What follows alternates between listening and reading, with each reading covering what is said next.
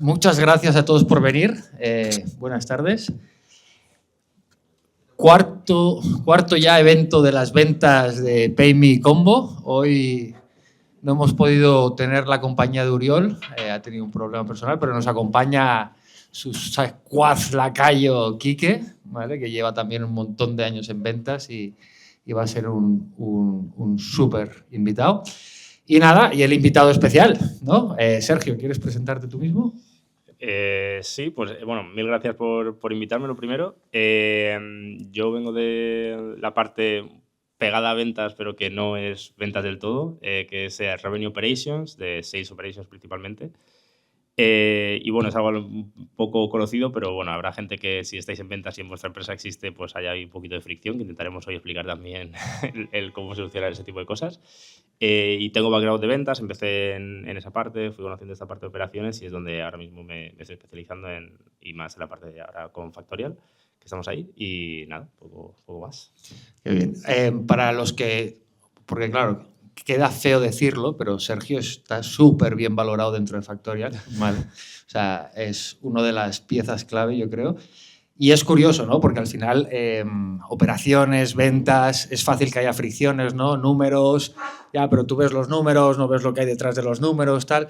Yo creo que ahí, ¿no? Tu background de ventas posterior creo que ha hecho que empatizaras muy rápido, ¿no? Con el equipo de ventas, y la verdad es que Sergio es un tío de los que suman, de los que aportan y realmente de los que da gusto, ¿no? Trabajar con ello. Y yo creo que esto es un gran valor tuyo, ¿no? Y me gustaría empezar por ahí, ¿no? O sea, ¿cómo has trabajado tú ese enfoque, ¿no? Dentro de Factorial? ¿Crees que, por ejemplo, tu background en ventas ha hecho que tengas más empatía, ha hecho que comprendas mejor? ¿Cómo has enfocado tú ese? Sí, bueno, siempre hay esta discusión, siempre al ser un rol relativamente nuevo y que está muy enfocado en una parte más analítica, una parte más pues operativa, herramientas, muchas veces hay esa fricción porque parece que no entendemos la otra parte. El hecho de estar en la otra parte, más que solamente empatizar a nivel personal, lo que te ayuda más que nada es entender los procesos, entender el por qué pueden suceder algunas cosas, por qué cuando intentas automatizar algo puede tener sentido o no, porque al final en ventas lo que tratamos es con personas, tanto la gente que vende como a la que vendes, es todo proceso humano. Entonces, por mucho que quieras optimizarlo, no es un algoritmo, el número te informa, pero no va a ser definitivo. O el proceso lo puedes automatizar, pero vas a necesitar que alguien esté ahí, ¿no? Entonces, entender lo que hay detrás de ese número o de ese proceso te ayuda tanto a identificar mejor esos problemas para luego solucionarlos, como cuando propones la solución, entender cómo proponer las cosas, entender por qué cuando hay quejas o hay fricción tiene sentido también por su lado que exista esa queja o el cómo hacer ese tipo de procesos. Entonces yo creo que siempre está bien, para cualquier caso, pues para ser un profesor, pues seguramente seas un buen alumno o un alumno, entonces siempre está bien conocer los dos lados. Entonces yo te diría que principalmente eso, es un poco de empatía y la mejor manera de tener empatía es haber pasado por lo mismo. Entonces sí, yo creo que eso era interesante, el tener ese background. Guay, tío. Primero, perdona mi voz porque ayer perdió el Barça, pero metió 3 goles, así que... No quería decir nada porque para no perder a la audiencia, pero yo era del Madrid, la verdad que casi pierdo la voz también en un momento, pero... tú por alegría, claro. Bueno, yo te quiero preguntar, claro, tú entras en Factorial, me comentabas ahora justo que entras y ya hay algo de SalesOps, hay un equipo y tal. Entras en Factorial y qué te encuentras a nivel de SalesOps y cómo se baja, digamos, tu misión en Factorial. O sea, tú tienes claro qué tienes que hacer en Factorial, tus objetivos, qué va a ser una buena performance. Danos un poco de... Esa es interesante porque sí que cuando yo entré sí que existía, se estaban poniendo las primeras piezas ahí, pero era un momento en el cual no había una concepción interna dentro de la empresa de qué era SalesOps. No sé si aquí también sabéis lo que es SalesOps o qué hace Revenue Operations, o os suena, sí, más o menos. Bueno, da un poco, sí. O sea, al final lo que... estos departamentos son relativamente nuevos, sobre todo más aquí en Europa, en España sobre todo, y lo que intentan es, en empresas sobre todo de tecnología, romper silos entre los equipos de GTM, que principalmente serían marketing, ventas y customer success, e intentar hacer lo más escalable posible todas las operaciones de esos equipos y el cómo genera revenue una empresa. Para ello, al final, hay 3 piezas clave, que serían pues, sistemas, herramientas, ¿no?, que utilizáis en vuestro día a día para vender, que a lo mejor no caéis en que están ahí por algo o que alguien ha tenido que configurarlas y hacer un proceso entero con todas esas herramientas. Está la parte de procesos como tal, de entender cómo vendemos y cómo hacer más eficiente ese proceso de venta. Y luego una parte de analítica de datos, ¿no? De entender cómo está funcionando todos esos procesos, todas esas herramientas que estamos poniendo en práctica. Entonces, con esas tres piezas, que es sistemas, procesos y data principalmente, intentar romper los hilos y hacer más escalable la empresa. Entonces, cuando empieza a escalar una empresa, muchas veces se piensa por primera vez en montar estos equipos. Yo cuando entré a Factorial ya estaba montándose estos equipos para ayudar en la parte de Marketing Operations, Sales Operations y Customer Success Operations. Pero lo que pasaba muchas veces era un poco bueno, y tú ahí lo conocerás mejor, no se conocía qué hacíamos, no sabía muy bien por qué, de repente a lo mejor llegaba alguien y te decía, oye, a partir de ahora la manera de vender va a ser, vamos a cambiar esto de aquí. Y era, pero ¿por qué vas a cambiar eso? O tú quién eres, lo primero de todo, ¿no? Entonces, nuestra misión ahí al principio sobre todo fue un poco de evangelización de todo esto, el explicar por qué el llevar a cabo esta metodología de RevOps os puede ayudar a vender más, nos va a ayudar como empresa a vender más y que estamos aquí para ayudar y que para todo sea mucho más sencillo. Entonces, lo primero que tocó hacer en ese momento era eso, ayudar, crear equipo y sobre todo poner en posición los procesos fundamentales, que el CRM funcione lo mejor posible con los procesos que queremos y a partir de ahí ya luego montarás todas las herramientas que quieras encima, montarás toda la analítica que quieras. Y a nivel de datos, que es algo que es una batalla que todavía continuamos y luego hablaremos de KPIs y tal, empezar a poner las bases, es decir, lo principal que necesitamos medir, ponerlo visible, o sea, primero medirlo bien y después ponerlo a disposición de la gente para que todo el mundo mire a los mismos datos. En ese sentido, ¿no? En la parte de procesos, imagínate que estás como consultor, ¿no? En una empresa X de tecnología, ¿no? Clásico SDR, Account Executive, CX, tal cual. ¿Cuál sería para ti, por ejemplo, un poco a nivel macro, pero entrando un poco en los mayores detalles que puedas, el proceso ideal o más eficiente en 2025? A nivel de cómo estructurar el equipo. O un funnel de venta. O un funnel. Vale. O sea, yo creo que ahí depende mucho y sobre todo a día de hoy con el tema de IA que también comentábamos antes y demás, creo que ahí cambia muchísimo. Generalmente desde pues, Salesforce, que fue quienes montaron, por decirlo así, la estructura que a día de hoy todas las empresas de SaaS utilizamos, que es sobre todo el dividir, ¿no? la generación en SDR y el cierre en Account Executives, con un equipo de marketing a lo mejor que te pone leads y que los SDRs a lo mejor también pueden prospectar, pero esa estructura creo que es la que a día de hoy mejor ha funcionado y casi todo el mundo sigue utilizando. Lo que se empieza a ver es más perfiles full cycle en algunas empresas de SaaS, teniendo en cuenta que con la IA hay una parte de la prospección y la cualificación que ya puedes empezar a hacer de manera automática o de manera mucho más sencilla, entonces a lo mejor no necesitas una persona full time solamente haciendo eso y puedes ir a roles híbridos.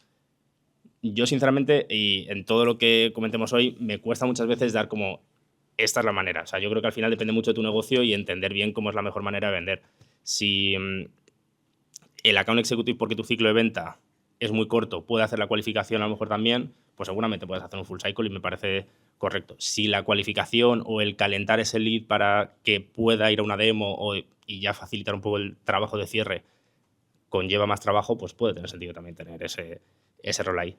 Entonces, bueno, yo creo que SDR ahí creo que funciona siempre bien esa pareja, entonces eso es perfecto. Después, ver una parte de marketing, de cómo queremos que marketing traiga esos leads. Y la pieza fundamental, creo yo, a día de hoy, que nuestra empresa también estamos montando ahora, es la parte de lo que llaman GTM Engineering, que no sé si lo habéis escuchado alguna vez o... Sí.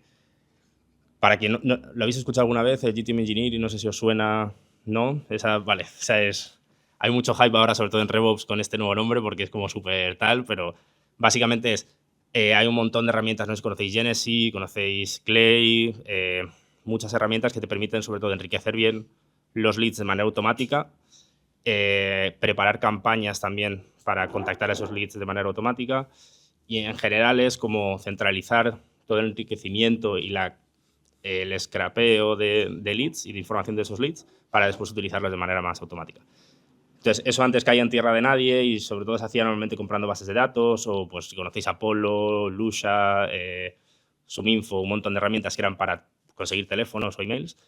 ahora ya se está especializando mucho más, con la parte de la IA se puede hacer un trabajazo increíble y bastante más sencillo y no necesitas un ejército de personas haciendo ese tipo de enriquecimiento, sino que a lo mejor un equipo de 4 personas, 5 personas, dependiendo luego del tamaño de tu empresa, del mercado, lo que sea, pueden orquestar todo el enriquecimiento de leads, captación de leads para la parte de outbound, que antes era un poco más dependiente de un perfil hunter de un SDR, ¿no? Que se metiese a LinkedIn, buscase a la gente que quería y ya está.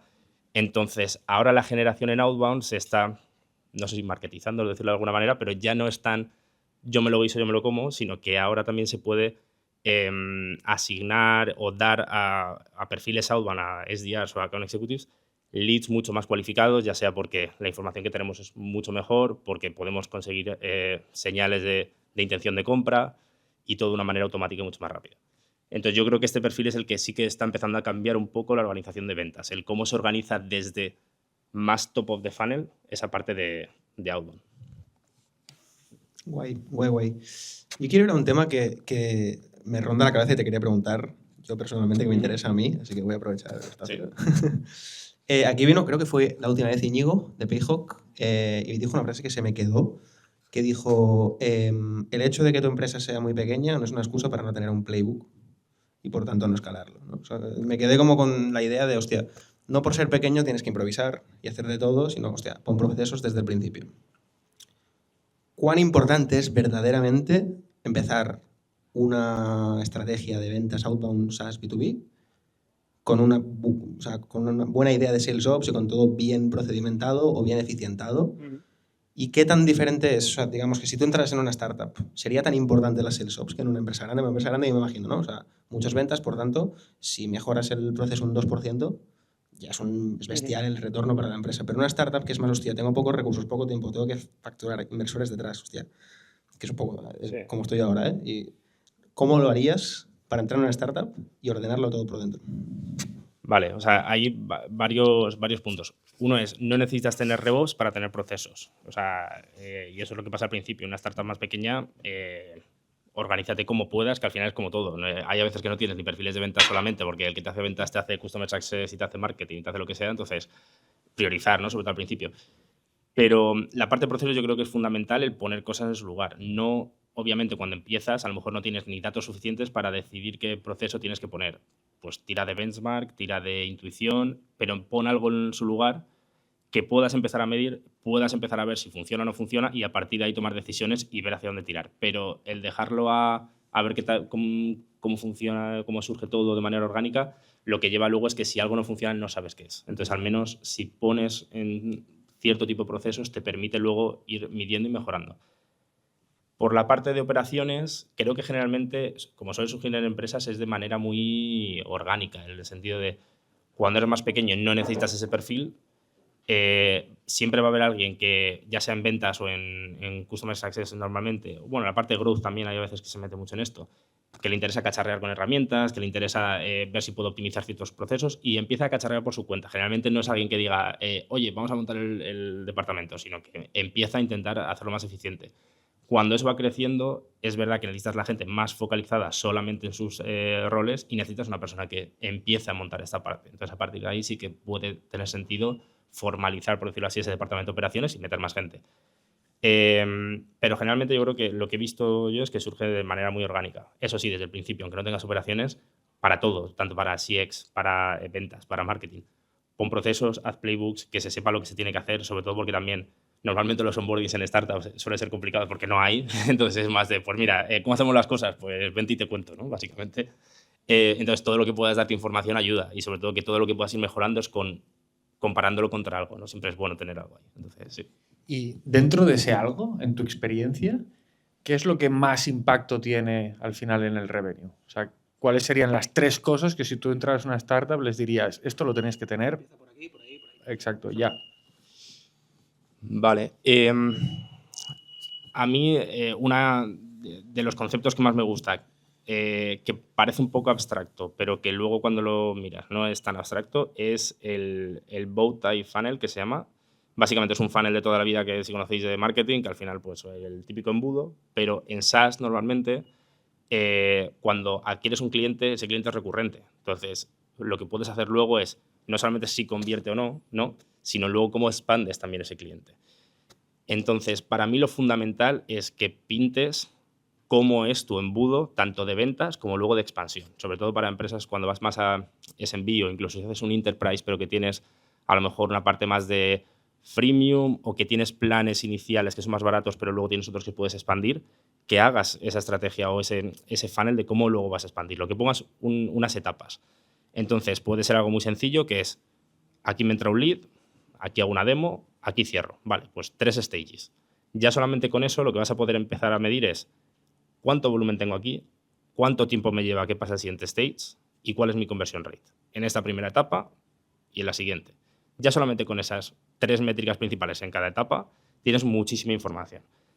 Y lo primordial para mí es conversion rate, me parece que es lo que más te va a cambiar, porque tiene un efecto exponencial. Es decir, si tú eres capaz de subir un 2% aquí y un 2% aquí, no es un 4%, sino que es multiplicativo. Al final, todas las mejoras que hagas en esa parte, mejor. Y luego si marketing, además, antes del lead, hace las mejoras de visita al lead, pues sería increíble.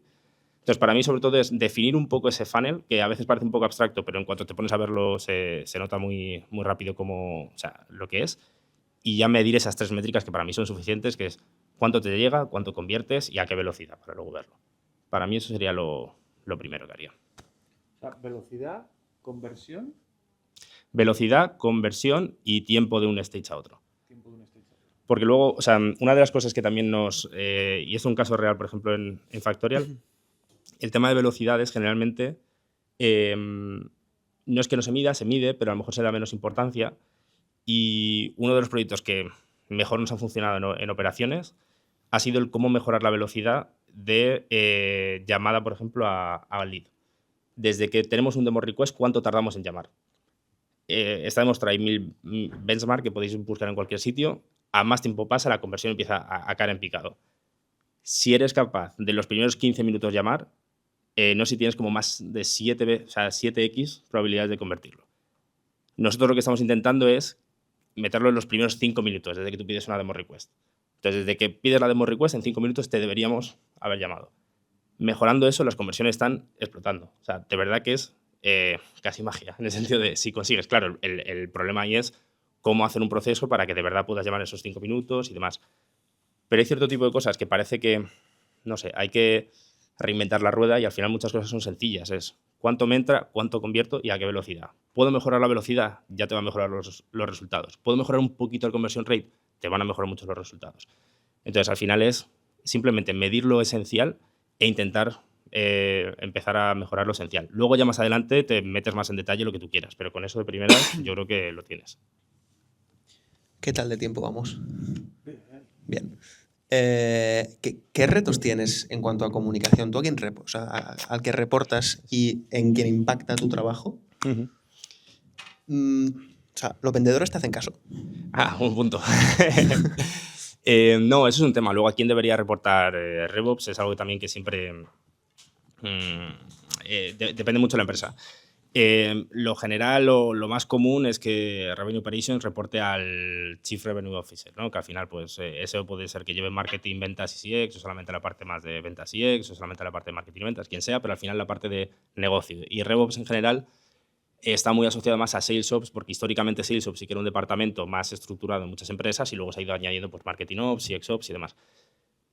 Entonces, en general, al CRO se le suele reportar más. Hay gente que reporta directamente al CEO, porque por lo que sean las empresas es así, o a finanzas, por ejemplo, al COO también.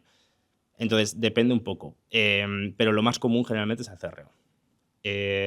A partir de ahí, claro. ¿El CRO te pide cosas?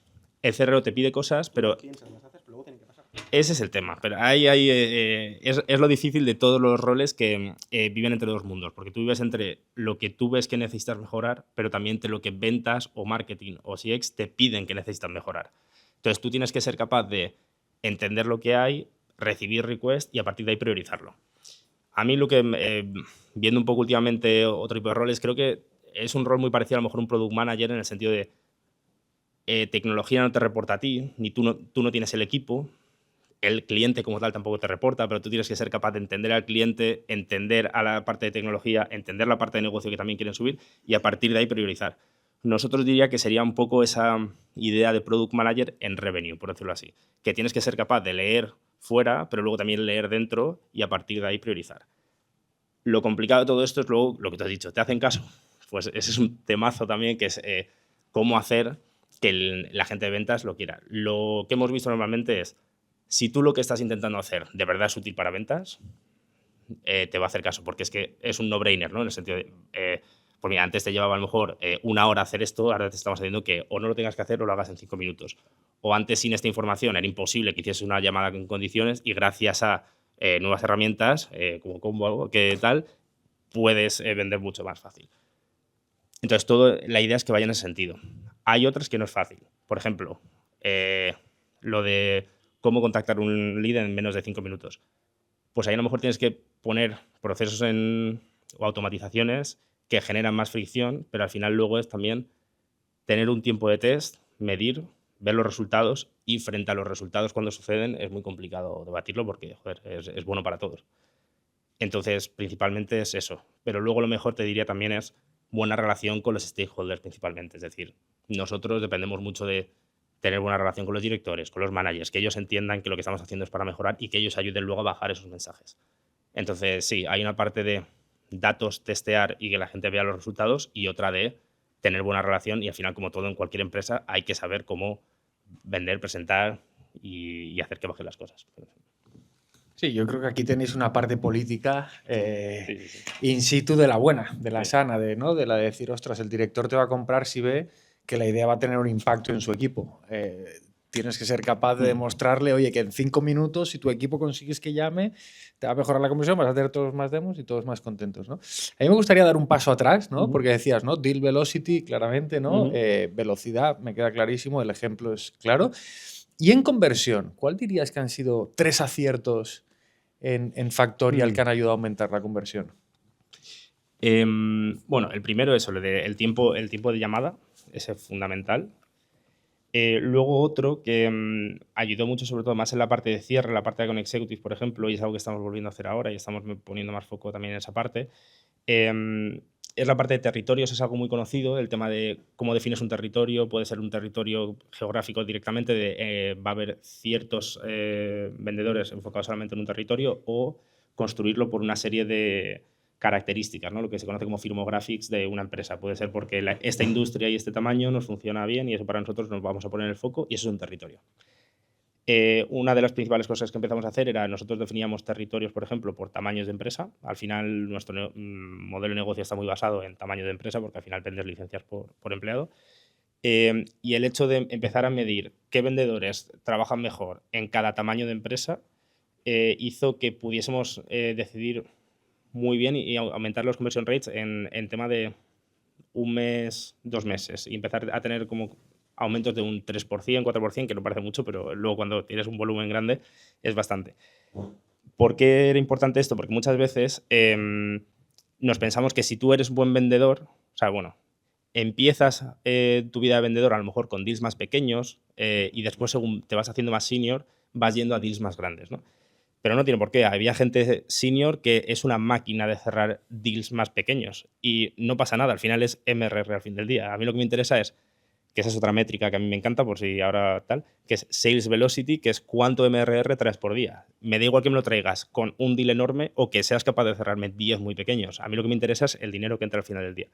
Entonces, medir bien o segmentar bien tus tipos de empresa y a partir de ahí ver qué vendedores son mejores en eso y ponerles allí y poner una mini proceso de que todas esas oportunidades les lleguen a esas personas, también tiene un impacto tremendo. Y para otro, pues tendría que darle una vueltecilla para mejorar más el conversion rate. Pero principalmente esos dos yo son los que más rápido se me vienen a la cabeza que han tenido más impacto. Guay. ¿Dejamos que pregunte la gente? Ok. ¿Tenéis preguntas vosotros? ¿Any question? Buenas, ¿qué tal? Bruno, de Genesis, justamente, Account Executive. Y te quería preguntar, en esa parte de Outbound, no sé idílicamente cuántas demos están haciendo los accounts por día. No sé si también el tamaño que comentabas, ¿no? De la empresa cambiará, cuántas demos tenga que hacer cada día, porque serán procesos más largos. Y por otro lado, si tenéis una relación establecida en ¿Esos equipos de SDRs accounts 1-1, 2-1, 3-1 o no son equipos cerrados? Un poco como trabajáis en esa línea. El tema de números mágicos, o sea, no me gusta mucho decir números porque al final es que lo mismo, depende mucho de, pues si vas más a SMB, a lo mejor te mueves en una franja que para Enterprise no la necesitas, ¿no? Porque estás en lugar de demos más en temas de follow-up o haciendo otro tipo de cosas. En la parte de cómo organizar los equipos, están las dos versiones, lo que llaman pod, ¿no? Que al final, pues si tienes 2 SDR por un account o 1-1, si es que para Deals Enterprise generalmente es más 1-1 la proporción. Nosotros hemos llegado a estar más cerca a lo mejor de 2-1 en algunos casos o 1,5, cosas así.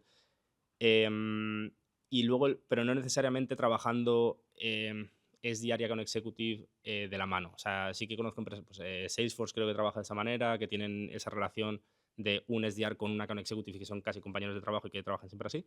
En nuestro caso es más, por llamarlo así, como piscina de oportunidades, en el sentido de los SDRs lo que hacen es generar y luego nosotros enrutamos a quien sería mejor en account executives. Por ejemplo, esto que te comentaba de medir esos o segmentar tus territorios y a partir de ahí asignar. El SDR puede generar las oportunidades y luego tú lo que haces es cuando el SDR le va a hacer el handover al account executives, puedes enrutar a la persona y decirle al SDR quién debería ser esa persona. ¿En función de qué? En función de lo que quieras. En nuestro caso, sobre todo, ha sido muchas veces mezcla de industria con company size, entendiendo mejor el ICP. Al final sería basarlo en tu ICP y a partir de ahí ver quién es mejor en eso. Pero por eso lo de medir un poco conversiones, de oye, ¿qué account executives tienen mejores conversiones o me trabajan mejor estas oportunidades? Y a partir de ahí dárselo a ellos directamente. Creo que no me dejo nada, ¿no? ¿Más preguntas? Antes hemos estado comentando que el tema de la inteligencia artificial, pues hay veces que no llegas a diferenciar cuando es un humano, cuando es inteligencia artificial. ¿Dónde ponéis el límite entre tiene que actuar un humano, tiene que actuar inteligencia artificial? Sobre todo en la parte más del principio del funnel, donde hay muchas más operaciones que no acaban convirtiendo.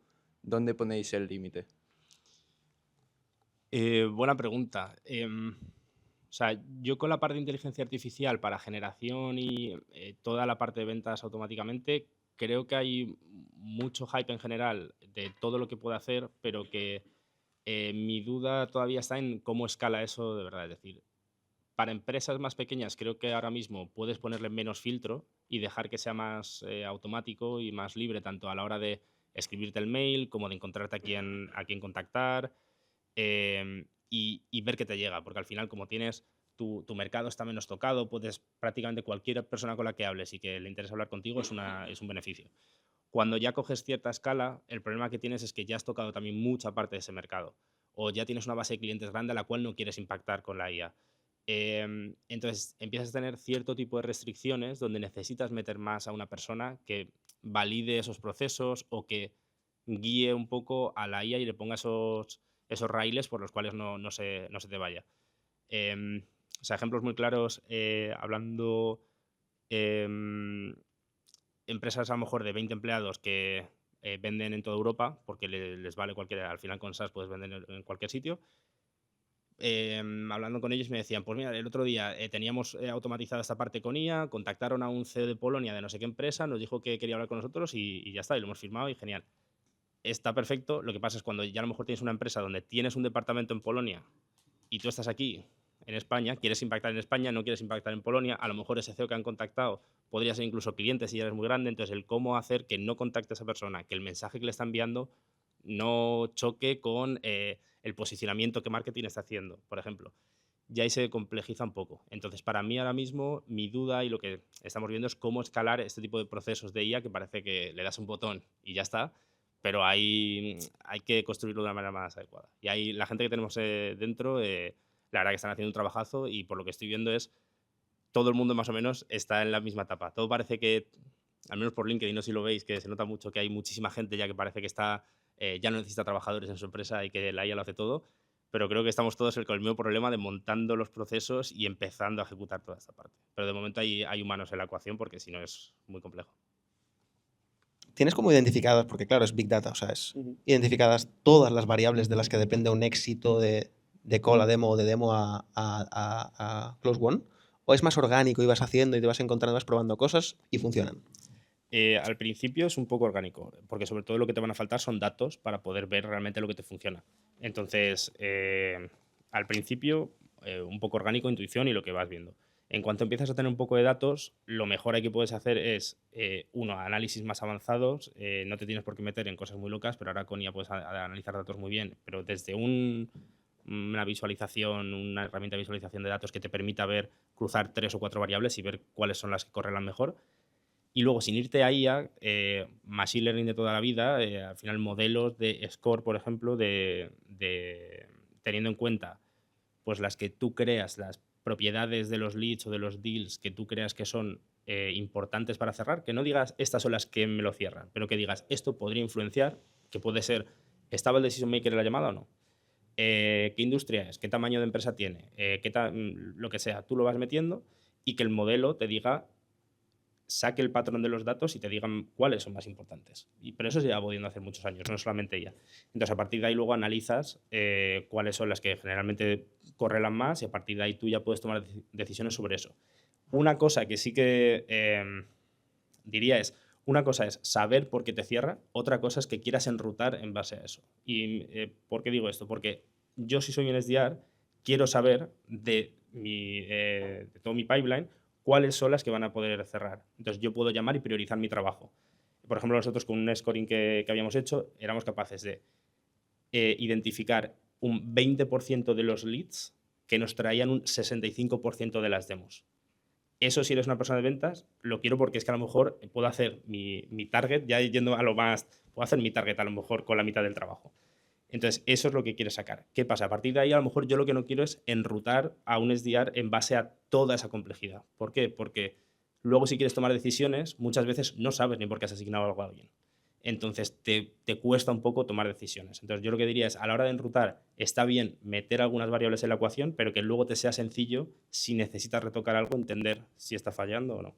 Pero Yo creo que esta parte es muy interesante, ¿no? Y me surge otra pregunta, ¿no? Me surge la pregunta de, viendo, además que eres un tío que te mueves, ¿no? Y que miras benchmarks y tal y que cual, viendo Factorial un poco desde atrás, ¿vale? ¿Cuáles dirías que han sido lo que os ha destacado en go-to-market, ingeniería, KPIs, para estar donde estáis? buena pregunta. Buena pregunta. Claro, ahí lo que habría que ver es mucho benchmark para saber qué es lo que te hace diferente al resto. O sea, yo lo que creo que sobre todo ha sido algo más cultural, yo creo, de empresa como Factorial como empresa, más que a lo mejor de KPIs primordiales que se toquen. Creo que al final es una empresa muy enfocada a venta y a negocio. Creo que hay muchas veces se peca, y habiendo estado en otro tipo de startups, habiendo intentado montar cosas también, se peca mucho de focalizar mucho en producto y la parte de ventas a lo mejor se queda un poco atrás y no se toman las decisiones en base a negocio. Creo que Factorial desde el día 1 sabía lo que querían construir, se ha optimizado mucho esa parte de ventas, se ha expandido muy rápido, por ejemplo, a otros países y han sido capaces de abrir muchos mercados a la vez y que funcionen, que eso también es muy complicado. Y luego ya la parte que estamos haciendo ahora ya es optimizar, pero creo que hay una parte primordial que es cultura de ventas, de verdad echar toda la carne al asador y luego a partir de ahí optimizas. Pero es muy difícil optimizar si estás siendo un poco reticente o no estás yendo tan rápido en esa parte de ventas. Entonces yo lo que diría sobre todo es más cultural que a nivel de optimización de KPIs, porque al final el KPI lo que te va a decir es un poco la dirección en la que te estás moviendo, si vas a la velocidad adecuada o no, si estás haciendo algo bien o no, en el sentido de... Pero tienes que tomar tú la decisión de pisar el acelerador e ir más rápido. O sea, el hambre de la gente Sí, que hay dentro. sí. Eso sería la... Yo te diría que la magia de Factorial es la gente que ha estado ahí, el hambre que han tenido, sí, sin duda. Y a partir de ahí luego ya ir afilando el lápiz. Eso es. ¿Y dentro de ese afilar el lápiz, destacarías algo? Sí. Bueno, me costaría sacar algo en concreto, no te sabría decir algo fundamental que se hiciese muy bien. Yo creo es más ese hambre, te diría. Sí. Me costaría sacar una métrica única que sea o un proceso único que sea lo que está ahí. Al final también el producto ayudado, el hambre ayudado, entonces yo creo que es más un cúmulo de cosas que me costaría ahí sacar un punto. Lo dejaremos Sí, para luego ese- las birras, si quieres. Te dejo pensar un poco más. Sí, sí. Genial. ¿Alguna otra pregunta para ir cerrando? ¿Alguna preguntilla, algún caso práctico que tengáis en vuestras empresas, de vuestras ventas? No, quería saber cómo hiciste esa transición de ventas a procesos, porque yo, por ejemplo, estoy hablando bastante, ¿no?, a Dani, que es la persona que también se encarga, ¿no?, de operaciones en nuestra empresa, y es porque me doy cuenta que es porque soy muy ordenado. Entonces, como que automáticamente cuando hay algo que me descuadra, le digo, oye, cambia esto o esta propiedad, ¿no?, del CRM, no sé qué. Entonces, quería saber cómo hiciste tú esa transición, ¿no? Sí, en mi caso a lo mejor era porque, más que ordenado, era más vago y no quería hacer ciertas cosas. Entonces cuando estabas ahí en el CRM decía, yo creo que esto se podrá hacer de otra manera. En plan, no creo que tenga que estar yo aquí manualmente haciéndolo. Fue principalmente eso. Al final, como surge el departamento, yo creo que también es como surge el perfil de operaciones, porque generalmente no estudias para operaciones, no hay tanto formación reglada, pero ni máster específico de nada por el estilo. Al final es la mayoría de gente y luego perfiles que tenemos dentro del departamento es lo mismo. Es gente que le gusta cacharrear un poco, le gusta... Hay gente que viene más por la parte de datos, que a lo mejor ahí sí que está más estructurado. En mi caso fue de hacer ventas y hacer Customer Success en una empresa joven. Hay muchas cosas que nadie está haciendo. Si te gusta cacharrear y tienes un poco de ownership y tal, te lanzas, empiezas a tocar y dices, joder, eso me encanta. Entonces, principalmente fue eso, el cacharrear porque no quería hacerlo manualmente y a partir de ahí te pones a investigar un poquito más. Y ahora con el tema ya también es un rabbit hole que a quien le guste, pues ya te metes ahí y puedes, vamos, no ir ni a trabajar, ya el fin de semana estás ahí todo el día. Sí. Muy bien, equipo, pues vamos a disfrutar de las cervezas y las patatitas. ¿Os parece bien? Algo, Quique, que quieras. Iba a hacer una pregunta más. Venga, va, lanza, como la última birra. ¿Me la permites? ¿Crees que el Sales Ops o el RevOps es lo más importante hoy en una estrategia de go-to-market? Lo más importante, no, porque me costaría decir que es lo más importante dentro de una estrategia. Lo que sí que sin duda está creciendo su importancia muchísimo. Y cada vez lo veo más, sobre todo lo que me hace decir esto no es tanto lo que yo piense porque estoy en RevOps, sino lo que gente que es manager de ventas y directores de ventas que antes no entendían a lo mejor lo que hacía RevOps o el valor que aportaba, creo que con toda esta parte de IA para automatizar procesos, pero sobre todo con la parte esta que decía de GTM Engineering, de empezar a poner, automatizar mejor y organizar mucho mejor ese outbound, porque al final lo bueno que tiene el outbound es que lo manejas tú. O sea, es pura venta, por decirlo así, ¿no? No necesitas a marketing que esté invirtiendo, que muchas veces es difícil de optimizar, puedes llegar a momentos en los cuales no puedes hacer mucho más. Outbound al final lo manejas tú. Lo que permite este tipo de roles ahora dentro de un equipo es que la estrategia que tú quieres llevar de ventas la puedas escalar mucho más grande y mucho más rápido.